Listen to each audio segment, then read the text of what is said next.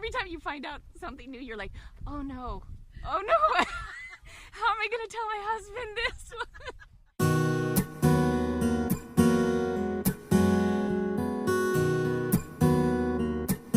this? Hello, and welcome to Walk Like a Hebrew. I'm Jody Odell.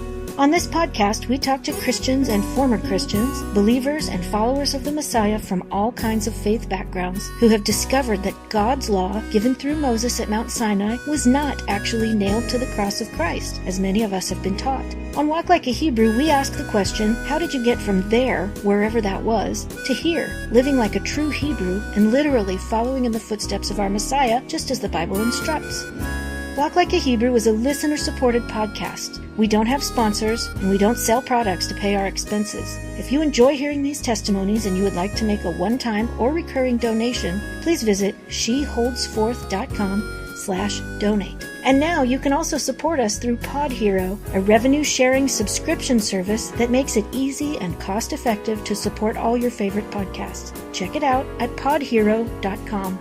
This is episode 16, an interview with sisters Dawn Douglas and April Schofield of Bakersfield, California. I met Dawn and April at the Shavuot celebration at Safe Haven Sustainable Farms in Orosi, California.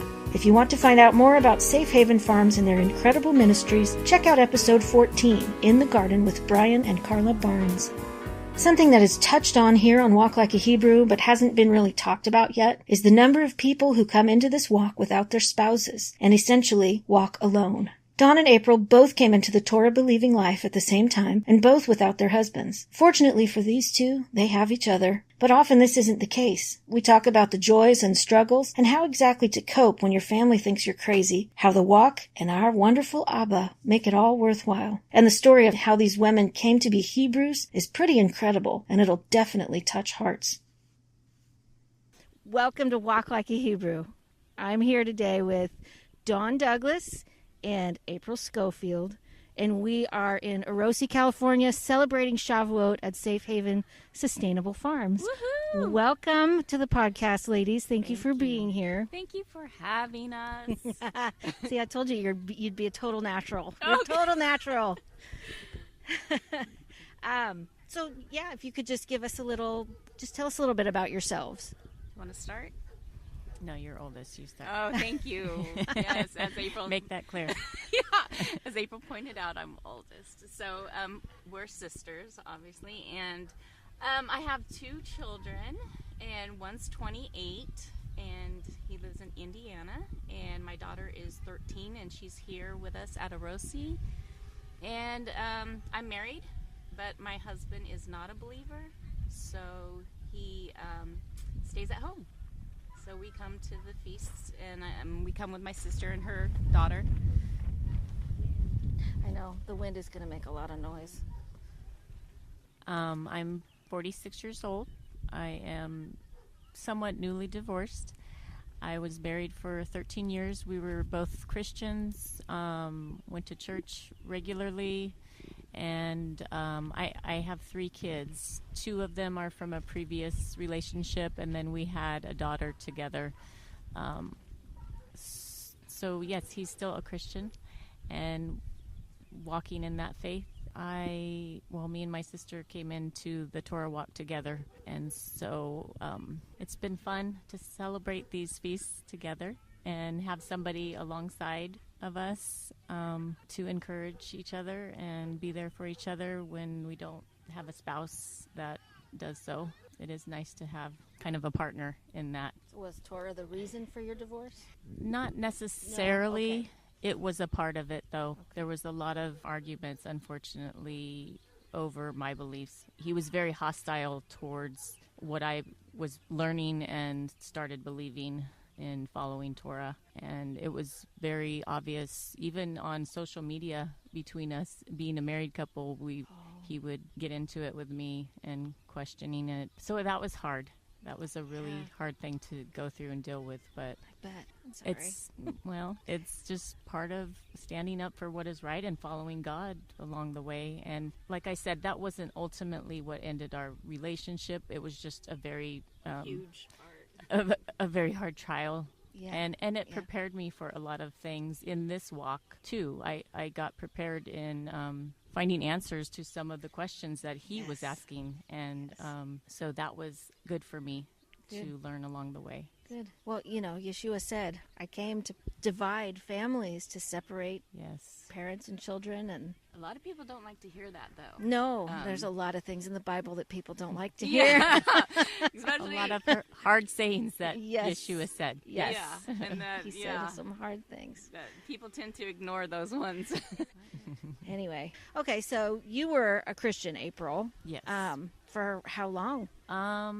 Let's see, my first child was about 2 when I came into the Christian church. Their dad was not on board with that at all, but we Right. were not married. And there was the conviction of that, not being married and then following God in that. That pretty much ended that relationship. And I was pregnant at the time, had my second son. So that was about 18 years ago, something like that. Okay. Were you involved in ministry or anything like that? Yes, we Before did. Torah? Mostly the children's ministry. Right. Of Yeah. course, because you have little Yes. kids and you want to be there. They don't want you to leave them. Isn't that how it works? Yeah. Yeah, So- that's what we did. And it was fun. I Yeah. love children, and so Yeah. it fit. And Wednesdays and Sundays, and just being involved in whatever we could with the Yeah. kids. And So how about your kids? Are they believers? my youngest 2, yes. Yeah. My oldest Those one is still oldest kids, man. struggling. He's seen a lot along the way, and Yeah. a lot of, Yeah. not that God's caused any of it, but he's kind of just, been open to what the world has told him Yeah. and what it's had to offer. And so he's, I guess, trying that right now, unfortunately. So What was your faith background? Yeah, growing up, our parents never took us to church. We weren't Okay. church goers, and so There's the shofar. It's okay. yeah, that's awesome. Growing up, we weren't taken to church or anything. I remember being 5 and my mom sending me on a bus going to Sunday school, and I remember going by myself at 5 years old on Wow. this little bus. It was really scary. Yeah, I bet. But other than that, we grew up and not in the church. And my first husband and I decided to try church. We went for a couple years. That didn't work out. And so then in my second marriage, a girl invited me to Bible study. And I didn't want to go. I didn't want to go to Bible study. I didn't want to hear about Jesus, Right. Yes. And she just kept asking me. And finally I went, and I ended up loving it and loving her. I decided to pray about where to go to church. I was led to a church, and it was a church that read the Bible, like, through the Bible. It wasn't, he did preach on it, but he was actually reading the Bible Wow. in church and in order. Wow. Pastor, yeah. That is unusual. Yes, and so I'm thankful for that, because then he would tell us to read ahead. So I was Okay. like, okay, I need to read the Bible, and I need to read ahead of where he's He probably where he's didn't going. expect where it took you. No, though, did he? I don't think he did at all. Because they would tell me, we don't worry about you, Dawn. And I'm thinking, oh, I bet he does now. They did. They ended up worrying about me. But so I ended up finally getting baptized in 2013. Wow. That was when I got baptized in the Wow. Christian church. I was like April, where I couldn't get enough. I Yeah. wanted Got the hunger. Yes, the hunger. I was hunger going to and women's thirst. Bible study. Yep. Juana's on Wednesday doing the children's ministry. Mhm. And your husband's not a believer at all? No, he never Okay. went to church with me. He grew up in an Episcopalian church. Oh, okay. And so he just doesn't want to have anything to do with it That's anymore. too bad. Yeah, I just keep him in prayer. I don't Yeah. push him into anything or try to convince him of anything. One of the epistles of Peter talks about a woman who's married to an unbelieving husband. And often in the Bible, you see that when the head of the household becomes a believer, his entire household is saved. Yeah. Like with Abraham, even his servants became part of God's chosen family because he believed and he was faithful. I have hope. It means a lot when at least one parent is walking in the way. It really does. I agree. So how did you get from there to here? Because that's a pretty big leap. I mean, mainstream church, they teach that all this stuff is done away with and that it's obsolete and that if you go back under the law that you're crucifying Christ all over again and all this stuff. So Heresy. what was the thing? What was the thing that, how did you get here? I think what first happened was I had some difficulties with my son and drugs. I found out my son was a drug addict. he went into what they call a psychotic episode, and he wasn't getting better. We had to watch him day and night because he would start fires. He would oh my gosh. Yeah, he would talk about the devil. He would oh my gosh. And yeah, it was a trying time. So terrifying for mama, huh? yeah. So I would go over, his dad would have him, and I would go stay the night so his dad and his wife could sleep. And I would watch him at night sometimes, and then we would take turns watching him. Thankfully, that was a time where I decided I needed to really grow as close as I could to the Father and ask him, help. I need help. Yes. And so I'd pray for wisdom and help. And we were able to get him into a hospital. And because once you're over age, they won't, they will admit someone, but they won't keep them there if they don't want to be kept there. Right. So we couldn't get him to stay in the hospital because he would just leave. Right. So we finally got him into a hospital up north in Stanford, and they would keep him there, and so he was able to get help there. That was because at that time he would tell me a lot of things about what God was talking to him about too. Interesting. And so I would look up these things and to see what is he saying? What is this kid telling me? Right. So we started researching things, and one of the things I researched was the Sabbath, or it would come up in my research. Mm-hmm. And I would go to my sister and say, hey, look at this. Why aren't we keeping the Sabbath? And she's like, I don't know.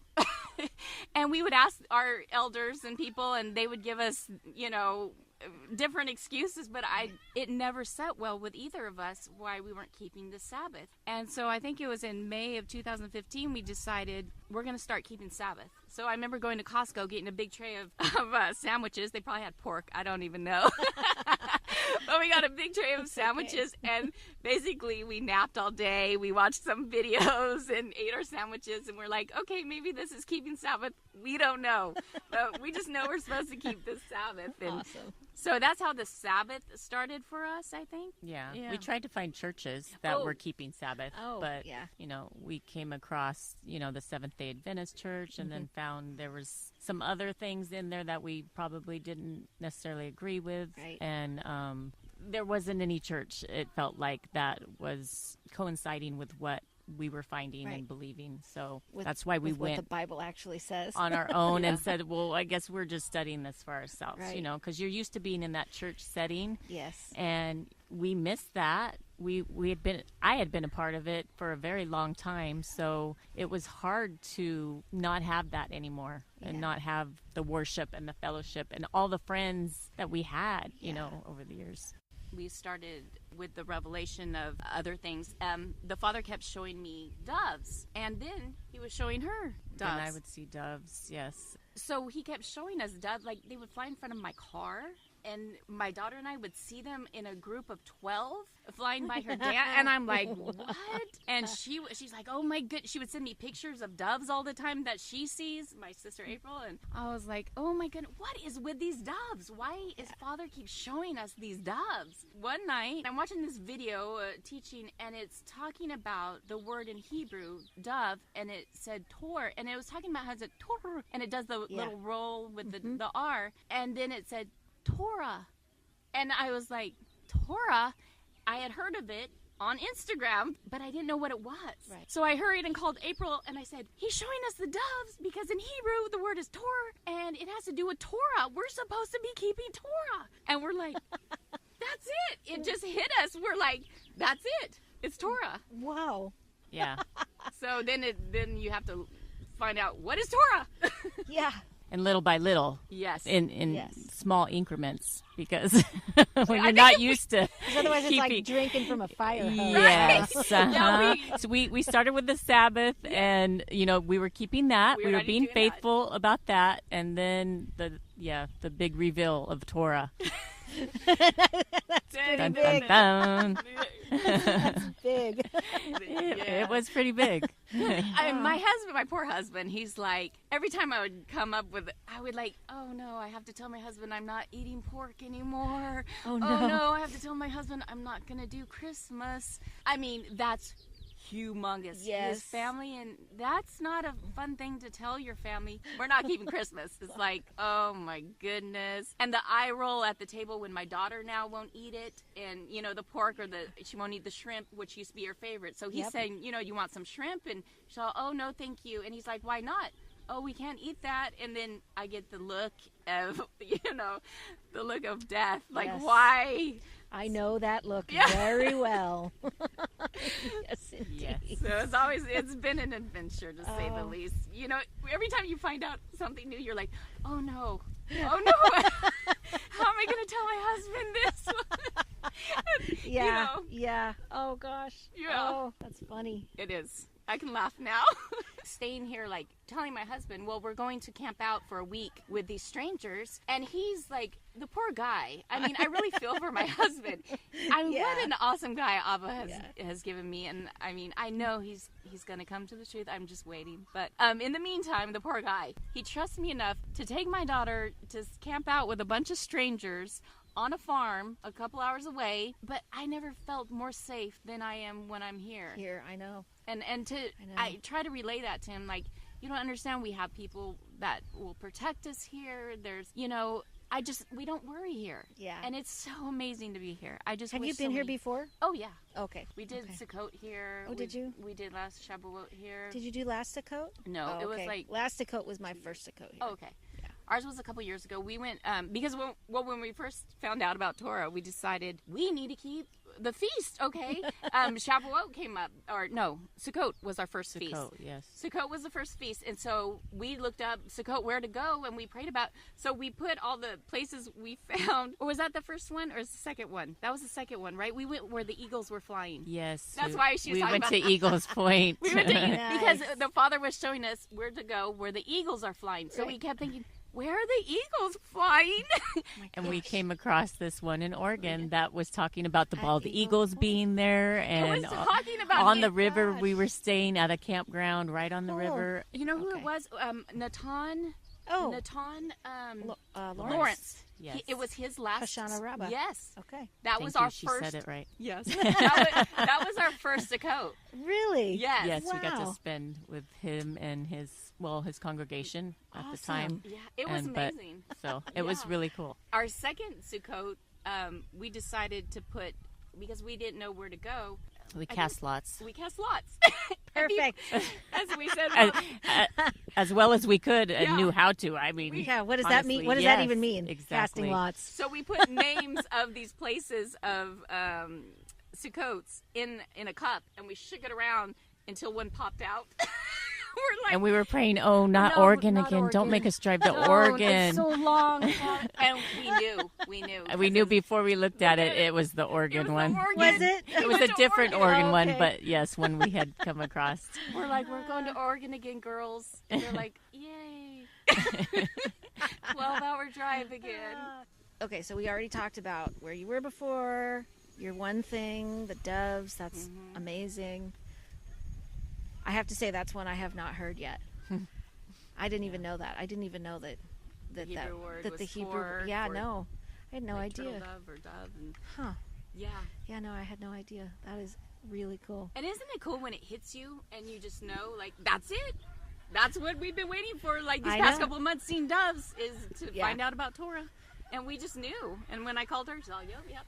Yep. And what's awesome is that Ava, I've seen a lot of people come into this faith in twos, like Yeah. husband, wives, and I just so thankful that he brought my sister and I together, because Yeah. I don't know what I'd do without her. Yeah. And us being open and Yeah. at a point, where we want to know the truth. When we were confronted with the Sabbath, it wasn't like, no, there's no, we keep Right. it on Sunday. It was like, oh, let's look into that. Let's Yeah. research it, study. That's good. One of my favorite things is making those little connections. The little, like, how the Hebrew words mean things, and then all of a sudden you, like, open the New Testament and, like, that's what that's about. Right. This wasn't Yes. what, what's his name in the pulpit on Sunday morning was trying to make it be about. This is what it's about, and God made it that way, right?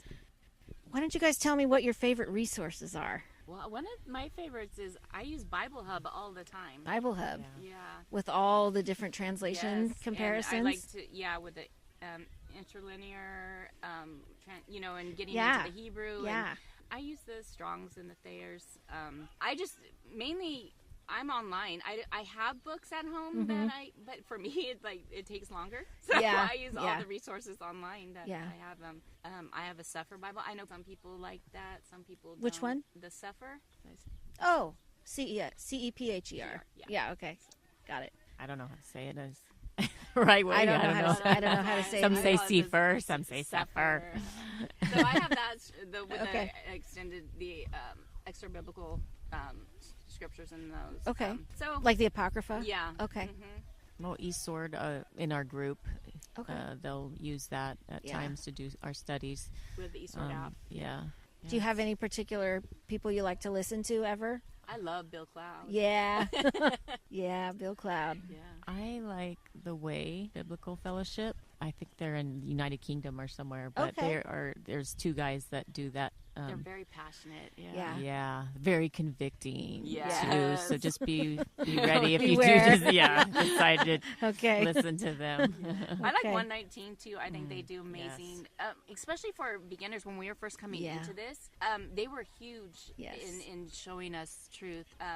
Some people, as they go along, 119, but but they are amazing. They do amazing stuff for They do. And to show scripture to back up, what they believe. And I think that's how cool. and why. Yeah. Mm-hmm. Yeah. important. Even their memes, I remember. Oh, yeah. When We post those a lot. I that do. Yeah. On We use social those. media. They make great memes. They do. Yes. They're great. Do you have anything else that you would like to say? I just think, like you were talking about the ladies out there that maybe their husbands aren't on board. Mm-hmm. Don't be afraid to still follow the Father in his ways and glorify Him in what you do, and to do it in a gentle way. It doesn't have to be given to your husband in a way that is harsh or I'm going to do this or that. It can be given in a loving, gentle way, and who knows what the Father will do through that. Yes. Yeah, and there's a lot of us here at these feasts that are just here without our husbands or that Are looking for single. husbands. Like April. All the single ladies. I would probably speak on that too, to not maybe sacrifice what you're looking for in a man too. Yeah, qualities.